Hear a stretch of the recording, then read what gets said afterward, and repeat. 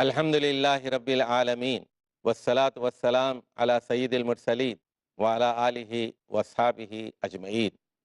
قرآن فہمی کے اصول، اس مرکزی موضوع سے متعلق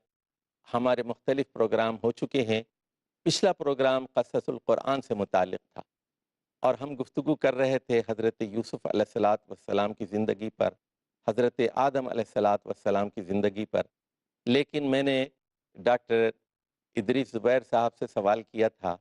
حضرت موسیٰ کی زندگی کے بارے میں، لیکن وقت کی قلت کی وجہ سے ہم اس موضوع کی طرف آ نہیں سکے تھے۔ تو آج کے پروگرام کا آغاز ہم ڈاکٹر ادریس زبیر ہی سے کریں گے، اور انہی سے میں سب سے پہلے یہ سوال کروں گا کہ سیرت موسیٰ علیہ الصلاۃ والسلام میں سے آپ ایک جھلک دکھائیے اور یہ بتائیے کہ اس میں ہمارے دور کے انسانوں کے لیے کیا سبق۔ بسم اللہ الرحمن الرحیم۔ سیدنا موسیٰ علیہ الصلاۃ والتسلیم کا ایک بہت بڑا مقام قرآن مجید نے بتایا کہ آپ کلیم اللہ تھے، وکلم اللہ موسیٰ تکلیما۔ سیدنا موسیٰ علیہ الصلاۃ والتسلیم اس اعزاز کو پانے کے بعد سب سے پہلا مشن جو لے کے نکلتے ہیں وہ فرعون کے پاس ان کا جانا ہے اور اس کو دعوت حق دینا ہے۔ موسیٰ علیہ الصلاۃ والتسلیم کون تھے اور فرعون کے پاس کس طرح جائیں گے، یہ سب ایسے واقعات ہیں کہ سیدنا موسیٰ علیہ الصلاۃ والتسلیم نے اس ذمہ داری کو پانے کے بعد رب کی جناب میں اپنے ماضی کی ذرا تھوڑی سی گفتگو بھی کی اور یہ درخواست بھی کی کہ اللہ میں کس طرح یہ بات کر سکتا ہوں، تو ساتھ دعا بھی کر دی، رب اشرح لی صدری ویسر لی امری واحلل عقدۃ من لسانی یفقہوا قولی۔ تو یہ بڑی اہم دعا ہے جو میں سمجھتا ہوں کہ کسی بھی مشن کو انسان لے کے جب نکلے تو سب سے پہلے سنت موسوی پر عمل کرتے ہوئے انسان اللہ کی جناب میں یہ ضرور دعا کرے کہ مولا میرا سینہ بھی اسلام کے لیے اور اسلام کی باتیں سمجھنے اور سمجھانے کے لیے، خود میرے دل میں اس بات کو پختہ تر کرنے کے لیے کھول دے۔ تو اللہ تعالیٰ اس دعا کو ضرور سنتے ہیں، اور الحمدللہ بغیر کسی خوف کے جناب موسیٰ علیہ الصلاۃ والتسلیم فرعون کے پاس جاتے ہیں۔ لیکن فرعون کے ساتھ جو ان کی گفتگو ہوتی ہے، اسی گفتگو میں دیکھیے کہ فرعون کچھ اور اس کی توجہ ہو جاتی ہے، وہ بات کچھ مختلف باتوں میں الجھ جاتا ہے، اس کو ماضی یاد نہیں رہتا، اور سمجھ چکا ہے کہ جناب موسیٰ علیہ الصلاۃ والتسلیم کو اللہ تعالیٰ نے جو مقام دے دیا ہے میں اس کو کس طرح آسانی سے تسلیم کر سکتا ہوں۔ تو مقصد کہنے کا یہ ہے کہ سیدنا موسیٰ علیہ الصلاۃ والتسلیم کے اندر جو بہادری اور بے خوفی پیدا ہوئی ہے وہ اسی دعا کا ایک نتیجہ ہے، جس کی وجہ سے اللہ تعالیٰ نے ان کو فرعون کے دربار میں بینات بھی عطا کی، دلائل بھی دیے، معجزات بھی عطا کیے، اور وہ اس بھرے دربار میں اپنی جیت کو تسلیم کروا سکے۔ بہت بہت شکریہ ڈاکٹر اختر صاحب۔ میں آپ سے یہ درخواست کروں گا، فرعون کی ایک شخصیت، اور فرائنہ آج بھی موجود ہیں، اسٹالن کو آپ دیکھ لیجئے، ہٹلر کو دیکھ لیجئے، خود مسلمانوں کے اندر مطلق العنان حکمران موجود ہیں، جس کو چاہے غائب کر دیتے ہیں، بنیادی حقوق کو پامال کر دیتے ہیں، قتل کرا دیتے ہیں، کوئی منصف نہیں ہے، کوئی گواہ نہیں ہے، کوئی عدالت نہیں ہے، اور فرعون کا جاہ و جلال، وہ کہتا ہے انا ربکم الاعلی، میں حاکم اعلیٰ ہوں، میں ساورین ہوں، اور میں جو چاہوں یہاں وہ ہوتا ہے، جس کو چاہے میں زندگی دوں، جس کو چاہے میرے ہاتھ میں اختیارات ہیں۔ کیا مصر کے دریا میرے نہیں ہیں؟ یہ نہریں کیا میری نہیں ہیں؟ یہ زمین کیا میری نہیں ہے؟ تو یہ جو اس کی ذہنیت ہے کہ میں حاکم اعلیٰ ہوں، اختیارات میرے پاس ہیں، میں دستور ساز ہوں، قانون ساز ہوں، لا گیور ہوں، اور یہ دعویٰ اس نے نہیں کیا کہ میں خالق ہوں، میں زمین آسمان کا پیدا کرنے والا ہوں، وہ کہتا ہے میں رب ہوں، میں حاکم اعلیٰ ہوں۔ تو اس کردار کا مقابلہ ہو رہا ہے حضرت موسیٰ علیہ الصلاۃ والسلام جیسی شخصیت کا، جیسے کہ ڈاکٹر صاحب نے کہا کہ وہ تعلق باللہ کی تلوار لے کے نکلے، دعا کر کے نکلے ہیں، اللہ سے ان کا تعلق بہت مضبوط ہے، اللہ سے تعلق وہ اعتماد اس کے اندر پیدا کرتا ہے کہ آپ بڑے سے بڑے ظالم ڈکٹیٹرز کا مقابلہ کر سکیں۔ فرعون کے زندہ کردار پر روشنی ڈالی۔ جی بہت شکریہ چشتی صاحب۔ دیکھیے قصوں کی بات بھی ہو رہی ہے، اور فرعون تو اللہ کے رسول صلی اللہ علیہ وسلم کے دور میں بھی لوگ کہتے تھے کہ ذالک اساطیر الاولین، یہ پرانے قصے کہانیاں ہیں، اور آج کی بھی ذہنیت عمومی طور پر یہی ہے لوگوں کی کہ ان کا اب حال کی زندگی کے ساتھ کیا تعلق ہے۔ اور آپ کی یہ بات اصل میں اظہار اس چیز کا ہے کہ جو فرعون پہلے تھے آج بھی ایسے ہی موجود ہیں، اور حقیقت بھی یہی ہے کہ یہ ٹھیک ہے کہ پہلے کچی سڑکیں تھیں، اب ٹیکنالوجی کی بنیاد پہ پکی بن گئی ہیں۔ پہلے لوگ گھوڑوں پہ سواری کرتے تھے، آج گاڑیوں پہ کرتے ہیں، ہوائی جہازوں پہ اڑتے ہیں، لڑنے کے آلات بدل گئے ہیں، یہ ساری چیزیں تبدیل ہو گئی ہیں، بلڈنگیں بھی بڑی بن گئی، لیکن انسان جو تھا وہ تو وہی ہے۔ اس کا خیر و شر نہیں بدلا، خیر و شر نہیں، یا خیر تو یہ ہو، خیر اور شر کی جنگ ہمیشہ سے جاری یا ہے، تو یہ جاری کہا رہے جائے گی۔ کہ انسان کے اندر حسد کا جذبہ یا اس کی خامی ختم ہو گئی ہے، گناہ کا جذبہ ختم ہو گیا ہے، اور اس کے اندر حرص اور لالچ نہیں رہی ہے۔ جب یہ ساری چیزیں موجود ہیں تو جس طرح اس دور میں فرعون تھے آج بھی فرعون موجود رہیں گے، اور جس طرح ان کا مقابلہ کرنے والے اللہ تعالیٰ کے ساتھ تعلق رکھنے والے تھے وہ آج بھی موجود رہیں گے۔ تو اب دیکھیے کہ فرعون نے یہ جس طرح آپ نے فرمایا ہے کہ حضرت موسیٰ علیہ السلام اس کے مقابلے میں آئے ہیں، تو حضرت موسیٰ علیہ السلام جس ہتھیار کو، جس طرح ڈاکٹر صاحب نے کہا ہے کہ اللہ تعالیٰ کی قوت کے اوپر ایمان کے ہتھیار سے لیس ہو کے نکلے ہیں، تو اس ایمان کی کتنی یعنی ایک حرارت ہے اور طاقت ہے کہ جس سے فرعون بھی مرعوب ہو جاتا ہے، گویا کہ جب وہ یہ کہتا ہے کہ اے موسیٰ، تو ہماری زمین کو یا ہمارے اقتدار کو اپنے جادو کے زور پہ تو ہم سے چھیننے آیا ہے۔ تو اسی میں اگر ہم دیکھ لیں تو ایک بات تو اس کی حقیقت ہے کہ اللہ کے رسول کی ہیبت اس کے اوپر گویا کہ طاری ہے، وہ گویا کہ اس وجہ سے بخلا گیا ہے کہ وہ کوئی دلیل سے بات نہیں کر پا رہا۔ دوسری طرف اس کی بخلاہٹ کا یہ بھی اظہار ہے کہ وہ کہتا ہے کہ تو جادو کے زور پہ ہم سے اقتدار کو چھیننے آیا ہے۔ اب دیکھیے پوری انسانی تاریخ کے اندر یہ ٹھیک ہے کہ جادو کے زور سے کسی ایک فرد کو یا چند افراد کو کچھ وقت کے لیے بیمار کیا جا سکتا ہے، اس کے ذہن کے اوپر کچھ اثر کیا جا سکتا ہے، لیکن آج تک کبھی معاشروں کے اندر حکومتیں بھی تبدیل ہوئی ہیں؟ یقیناً ایسا نہیں ہے کہ جادو کے زور پہ، لیکن حضرت موسیٰ علیہ آج تک السلام کوئی کے جادوگر کردار دنیا کا حکمران نہیں ہوا۔ نہیں ہوا، تو کردار کی یہ عظمت ہے کہ جو موسیٰ کی کردار کی کہ فرعون محسوس کر رہا ہے، اور پھر وہ آپ کو چیلنج کرتا ہے کہ آ جائیں آپ ہمارے مقابلے میں، اور حضرت موسیٰ علیہ السلام اس چیلنج کو قبول کرتے ہیں، اور حق والے جو ہیں کبھی چیلنج کو قبول کرنے سے گھبراتے نہیں ہیں، پیچھے نہیں ہٹتے، اور وہ پھر اپنے لاؤ لشکر کو اکٹھا کرتا ہے، سب لوگوں کو اس پہ لگا دیتا ہے مہم پہ کہ بندے اکٹھے کرو، گویا کہ اپنی رسوائی کا سامان اللہ تعالیٰ اس کی رسوائی کا سامان خود اس کے ہاتھوں کر رہا ہے کہ وہ ہر علاقے کے لوگوں کو وہاں جمع کرتا ہے، بڑے بڑے جادوگروں کو بھی بلاتا ہے، اور قرآن سے یہ معلوم ہوتا ہے کہ وہ ایک بڑے چٹیل میدان کے اندر کسی اسٹیڈیم کے اندر وہاں وہ سارا کچھ کرتا ہے، اور پھر حضرت موسیٰ علیہ السلام یوم الزینہ کے ہاں اندر وہ یوم سب جمع الزینہ ہوتے کے اندر جب زیادہ لوگ آئیں، اور ضحیٰ کے وقت، روشنی کے وقت اس کا اہتمام ہوتا ہے، اور جب حضرت موسیٰ علیہ السلام پھر ان کو جو ایک نبی کا مقام ہے وہ کہتے ہیں ان کو کہ بھائی شامت کے مارو، کیوں اس کام کو کر رہے ہو، تو اللہ تعالیٰ کے اوپر ایمان لے آؤ۔ جزاک اللہ خیر۔ اس میں میں تھوڑی سی بات جی جی ڈاکٹر صاحب نے جو بات فرمائی ہے اس میں ایک میں اضافہ تھوڑا سا کرنا چاہوں گا کہ فرعون نے جب سیدنا موسیٰ علیہ الصلوۃ والتسلیم کی بینات کو دیکھی، ان بینات میں جہاں ان کے معجزات ہیں وہاں ان کی گفتگو بھی ہے، اور بڑی مدلل گفتگو ہے جس کو وہ تسلیم نہیں کر رہا، اور اس کو بھی سحر کہہ رہا ہے، اور اس کے ساتھ ساتھ وہ ایک الزام بھی دے رہا ہے کہ جو خوبی سیدنا موسیٰ علیہ السلام میں نظر آتی ہے اس کو یوں کہتے ہیں ولا یکاد یبین، وہ تو بات کرنا ہی نہیں جانتا، جبکہ اس کو خود بات کرنا نہیں آ رہی، بات سمجھ بھی نہیں رہا۔ تو یہ بھی ایک مزاج ہوتا ہے فرعون صفت لوگوں کا کہ وہ بات کو سمجھنے کی بجائے اس کو الٹا معنی دے دیتے ہیں۔ اور اس میں آخر میں چشتی صاحب جادوگر، جب وہ سجدے میں گر جاتے ہیں تو یہ بھی جادوگر ایک مزاج ہے نا، وہ کہتا ہے کہ کیا تم میری اجازت کے بغیر ہی ایمان لے آئے، گویا کہ وہ حق سمجھتا ہے کہ قبل لوگ ان ایمان آذان بھی لك۔ اور علم بھی قبول کریں تو وہ ہم سے پوچھ کے کریں، طاقتور لوگ یہ چاہتے ہیں، اور بالآخر ان کو پھر وہ دھمکی بھی دیتا ہے۔ دیکھیے اس سے ایک نقطہ ہمیں معلوم ہوتا ہے، آپ کی بات سے یہ بات نکل رہی ہے کہ یہ ڈکٹیٹر یہ سمجھتے ہیں کہ جس آدمی کو انہوں نے ملازم رکھا ہے وہ اپنے ضمیر کا سودا کریں، اور ایمان بھی لے آئیں تو بادشاہ سے پوچھ کر ایمان لے آئیں۔ وہ کہتا ہے کہ مجھ سے پوچھے بغیر تم نے اس دین کو کیسے قبول کیا؟ پروفیسر صاحب میں آپ سے یہ پوچھنا چاہتا ہوں قبل ان آذن لکم۔ ان آذن اسی طرح جو یہ دیکھیے نا کہ ایک مزاج ہوتا ہے، اور اللہ تعالیٰ بعد میں ہمیں یہ بھی فرماتے ہیں کہ میں نے ان کو تو اب ہٹا دیا، تم تو ان کو برا بھلا کہتے ہو، ثم جعلناکم خلائف فی الارض، ان کا جانشین پھر ہم نے تمہیں بنایا کہ تم کہتے ہو یہ بڑے برے لوگ ہیں،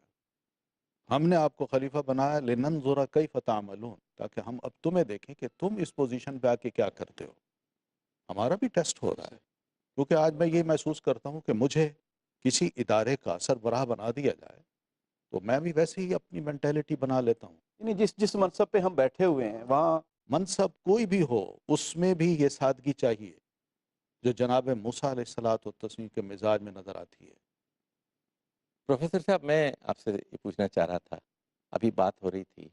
کہ حکمران طبقہ یہ سمجھتا ہے کہ ریاست کا جو مذہب ہے وہی رعایا کا بھی مذہب ہونا چاہیے، اور بادشاہ نے چونکہ جادوگروں کو بلایا تھا اور پہلے ہی بات ہو چکی تھی کہ ان نام سے بھی نوازا جائے گا اور پھر اعلیٰ عہدے بھی دیے جائیں گے،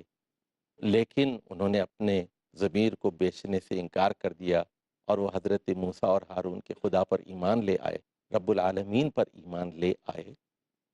تو یہ کیا ذہنیت ہے حکمرانوں کی جس کے بارے میں قرآن مجید یہ سارا انکشاف کر رہا ہے؟ شکریہ چشتی صاحب۔ گزارش یہ ہے کہ سیدنا موسیٰ علیہ السلام کا قصہ ایک ایسا قرآنی قصہ ہے جسے بڑے تکرار کے ساتھ اور بڑی تفصیل کے ساتھ قرآن مجید میں بیان کیا گیا ہے۔ اس سے جو ہمیں اسباق اور دروس حاصل ہوتے ہیں ان میں سے بہت سارے اسباق کی طرف میرے بھائیوں نے توجہ دلائی ہے۔ جناب موسیٰ علیہ السلام کا فرعون کے دربار میں جانا دو مقاصد تھے بنیادی۔ ایک تو بنی اسرائیل کو غلامی سے نجات دلانا، یہ بنیادی مقصد تھا، اور اس کا موسیٰ علیہ السلام نے اظہار بھی فرمایا۔ دوسرا اچھا مقصد جو ڈاکٹر صاحب، اس موضوع پر گفتگو جاری رہے گی، میری مجبوری ہے کہ مجھے ایک وقفہ لینا ہے، وقفے کے فوراً بعد میں آپ ہی سے اسی موضوع پر گفتگو کا آغاز کرنے کی گزارش کروں گا۔ ناظرین، وقفے کے بعد اسی موضوع پر یہاں سے پروفیسر صاحب سے ہم درخواست کریں گے کہ وہ گفتگو کریں۔ والسلام علیکم ورحمۃ اللہ وبرکاتہ۔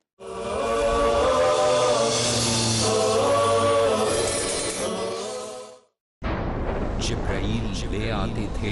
اللہ کا پیغام، سنتے تھے جن غور سے اللہ کے رسول صلی اللہ علیہ وسلم۔ نبی کریم صلی اللہ علیہ وآلہ وسلم کے اقوال، افعال اور تقاریر، ان تینوں کو حدیث کہا جاتا ہے۔ توحید کی حمایت کے لیے، مومنوں کی قیادت کے لیے، اسلام کو پھیلانے کے لیے، ہماری رہنمائی کے لیے اللہ کے رسول صلی اللہ علیہ وآلہ وسلم کے فرمان کو محفوظ کر لیا گیا۔ ڈاکٹر محمد حماد لکھوی۔ حدیث جبریل کو متفق علیہ حدیث کہتے ہیں، یہ دین کی بنیاد ہے۔ جن کو لے کر رسول اللہ صلی اللہ علیہ وسلم کے پاس آتے رہے جبریل علیہ السلام، جانیے ان پیغامات الہی کی تفصیل حدیث جبرائیل، ہر جمعہ رات 7:30 بجے اور دوبارہ صبح 10:30 بجے انڈیا میں پیس ٹی وی اردو پر۔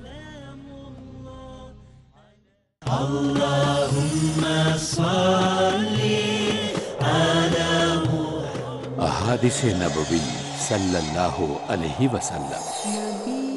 حضرت عمر بن ابی سلمہ رضی اللہ عنہ سے روایت ہے کہ رسول اللہ صلی اللہ علیہ وسلم نے ارشاد فرمایا، بیٹے بسم اللہ پڑھ لیا کرو، داہنے ہاتھ سے کھایا کرو اور برتن میں وہاں سے کھایا کرو جو جگہ تم سے نزدیک ہو۔ صحیح بخاری جلد نمبر 7 کتاب الاطعمہ باب نمبر 2 حدیث نمبر 5376۔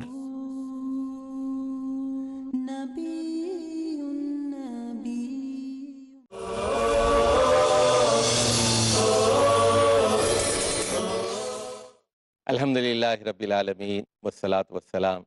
علی سید المرسلین وعلی آلہ وصحبہ اجمعین۔ وقفے سے پہلے ہم گفتگو کر رہے تھے قصص القرآن کے سلسلے میں۔ پروفیسر صاحب، میں آپ سے یہ پوچھنا چاہ رہا تھا، ابھی بات ہو رہی تھی جی، بات ہو رہی تھی موسیٰ علیہ الصلاۃ والسلام کے قصے کی اور ان سے حاصل ہونے والے اسباق کی اور نصیحتوں کی اور موعظت کی اور عبرت کی۔ تو میں یہ کہنا چاہ رہا تھا کہ سیدنا موسیٰ علیہ الصلاۃ والسلام کا فرعون کے پاس جانا، اس کے بھرے دربار میں پہنچنا، ان کا جو پہلا مطالبہ تھا وہ بنی اسرائیل کو غلامی سے نجات دلانے کا، اور یہ وہ سبق ہے جو رسول مقبول صلی اللہ علیہ وسلم نے بھی دیا کہ یضع عنہم اسرہم والاغلال التی کانت علیہ۔ اللہ کے رسول صلی اللہ علیہ وسلم نے انسانیت کو غلامی سے نجات دلائی ہے۔ دوسرا، میں یہاں ایک اور بات کا اضافہ کرنا چاہوں گا کہ قرآن مجید نے اللہ تعالیٰ کا یہ حکم موسیٰ علیہ الصلاۃ والسلام کے بارے میں بیان کیا ہے کہ اللہ تعالیٰ نے موسیٰ اور ہارون کو کہا کہ جب تم فرعون کے پاس جاؤ، باوجود ہے کہ وہ اس کے اندر وہ ساری خصلتیں تھیں جن کا آپ نے بھی اور ہمارے بھائیوں نے بھی ذکر کیا، لیکن تبلیغ، دعوت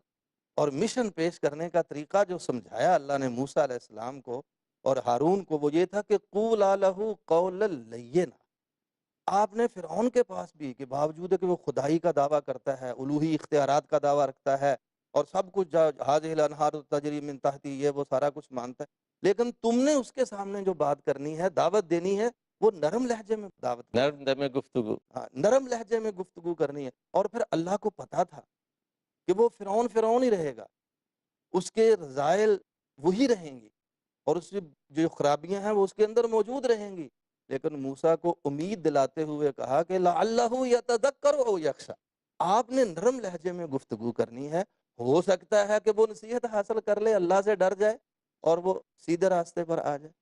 پھر جہاں تک تعلق ہے فرعون صفت انسانوں کا، جن کی طرف آپ نے اشارہ کیا اور جو سوال کیا،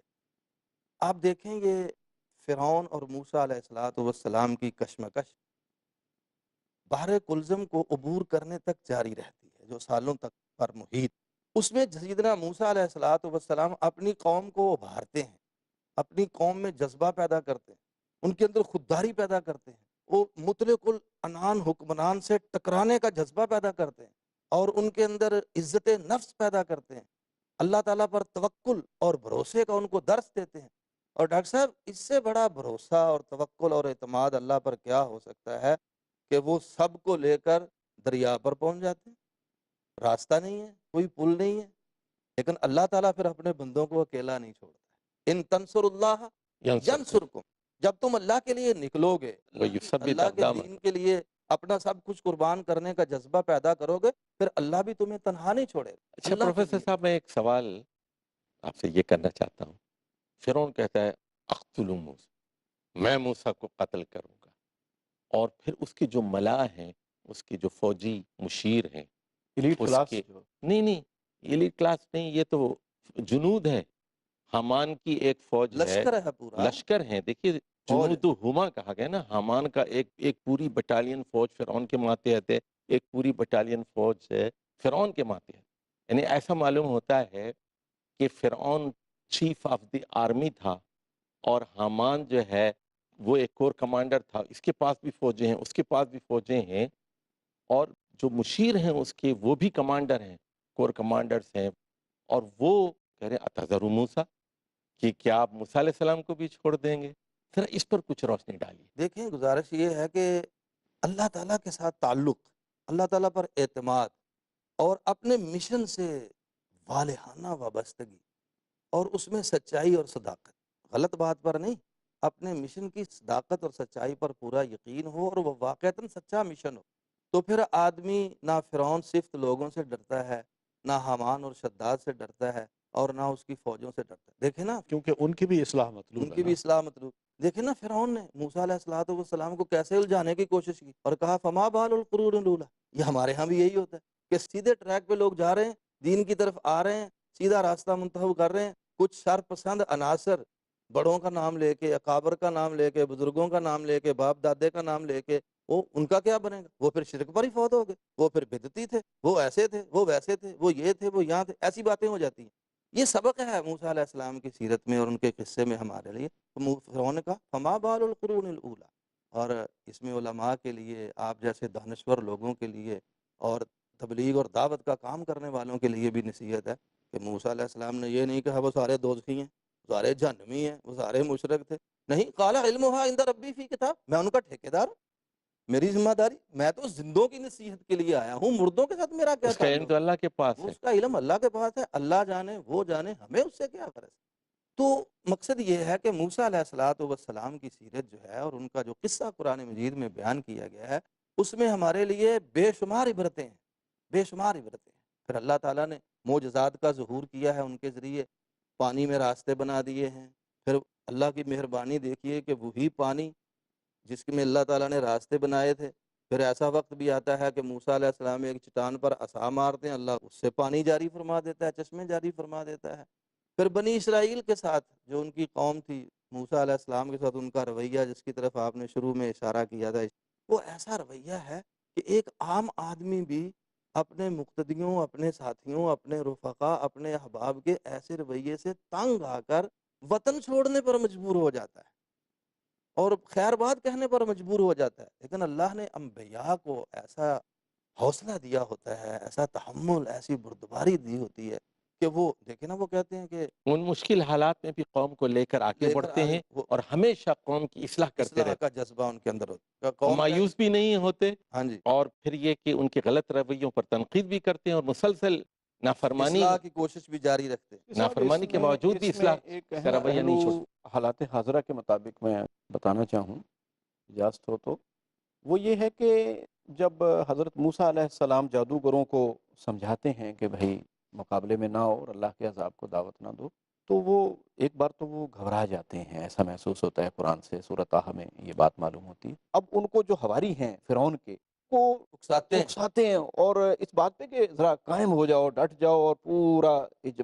جمع ہو کے متحد ہو کے مقابلے میں آ جاؤ۔ کس لیے؟ کہ وہ جو تمہارا مثالی طرز زندگی ہے اس کے لیے ڈٹ جاؤ۔ تو آج بھی یہ جو ساری جنگ ہے دراصل مثالی طریقے زندگی کی بیس پہ ہی کشمکش ہو رہی ہے کہ مغرب، یورپ اور دوسرے لوگ جہاں ظلم، زیادتی، قتل عام عام ہے، بدکاری عام ہے، غلاظت ہے، لیکن وہ اس کو اپنا مثالی طریقے زندگی سمجھتے ہیں اور اس کے تحفظ کے لیے وہ اہل اسلام کو الٹا بدنام کر رہے ہیں کہ یہ ظلم زیادتی کرنے والے ہیں، ہیروشیما ناگاساکی کو بمبوں کا نشانہ بنانے والے اور انسانیت کو تہذیبیں دینے والے اپنے طرز زندگی کو مثالی سمجھتے ہیں، مثالی کلچر سمجھتے ہیں۔ اچھا ڈاکٹر صاحب، ایک اور نقطہ ہم دیکھتے ہیں یہاں موسیٰ علیہ السلام کے قصے میں، کہ جس طرح آج کل کے ہمارے حکمران کرتے ہیں، قومیت کا نعرہ لگاتے ہیں، وطن کے لیے اٹھو، اپنی زمین کے لیے اٹھو، یہ زمین تمہاری ہے، یہ وطن تمہارا ہے، یہ جو قومیت کا نعرہ لگاتے ہیں، نیشنلزم کا نعرہ، بعین ہی فرعون نے بھی یہ کہا کہ یہ موسیٰ اور ہارون تمہیں تمہاری زمین سے، یعنی اردکم من اردکم، تمہاری زمین سے نکالنا چاہتے ہیں، لِيُخْرِجَكُم مِّنْ أَرْضِكُم۔ من اردکم۔ تو حالانکہ اس زمین کے تو اللہ جواب تعالیٰ میں کی ہے اور سب انسانوں کے لیے جواب میں پھر یہ بات فرمائی جاتی ہے کہ زمین تو اللہ تعالیٰ کی، زمین اللہ تعالیٰ کی۔ ڈاکٹر صاحب، اس پر آپ، یہ جو ذہنیت ہے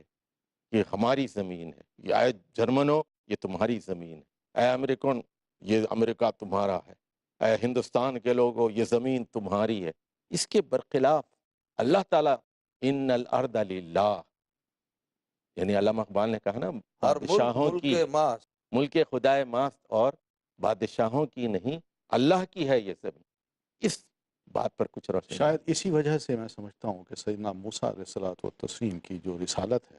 اس پہ اگر غور کریں نا، سب نبیوں کو قوموں کی طرف بھیجا گیا ہے اور حضرت موسیٰ علیہ السلام کو فرعون کی طرف بھیجا گیا ہے کہ اذهب الی فرعون انہ طغی۔ وجہ کیا تھی؟ کہ وہ لیڈرشپ ایسی تھی کہ جو اپنے نیچے ایک قوم رکھتی تھی، تو اگر لیڈرشپ ٹھیک ہو جاتی ہے تو ساری قوم ٹھیک ہوگی، اور اگر وہ قوم اپنے لیڈر ہی کی طرف دیکھتی ہے کہ وہ جو کہے گا ہم ویسے چلیں گے، وہ اگر درست نہیں ہوتا تو یہ قوم بھی ویسی رہے گی۔ اس لیے بڑے کی اصلاح کی بڑی ضرورت تھی، تو سیدنا موسیٰ علیہ الصلوۃ والتسلیم کو پہلے اس کی طرف بھیجا گیا۔ پھر اس میں جو اہم بات ہے وہ یہ ہے کہ سب دلائل دینے کے باوجود بھی فرعون ہو، اس کے ملا ہیں جو اس کے دربار میں بیٹھے ہیں، وہ اگر قائل نہیں ہوئے تو اس کی وجہ بھی اللہ تعالیٰ نے بتائی کہ فَاسْتَخَفَّ قَوْمَهُ فَأَطَاعُوهُ، اس نے اپنی قوم کو بڑا ہلکا سمجھا، یعنی ایسے لوگ تھے جن کا کوئی وزن نہیں تھا، حقیر کوئی سے رائے لوگ۔ نہیں تھی، حقیر سے لوگ تھے بڑے کی نظر میں۔ تو یہی کچھ ہوتا ہے، مختلف دنیا کے جتنے بھی نظام ہیں ان نظاموں میں اگر دیکھیں تو یہی بات ملتی ہے کہ وہ اپنی قوم کو ہلکا بنا کے، حقیر بنا کے، خود اپنے آپ کو بڑا بنا کے حکمرانی کرنا ویسے چاہتے ہیں۔ ہمارا وقت چونکہ ختم ہو چکا ہے، یہ گفتگو بڑی دلچسپ ہے لیکن ہماری مجبوری ہے۔ اگلے پروگرام میں انشاءاللہ آپ سے ملاقات ہوگی۔ اس وقت تک کے لیے السلام علیکم ورحمۃ اللہ وبرکاتہ۔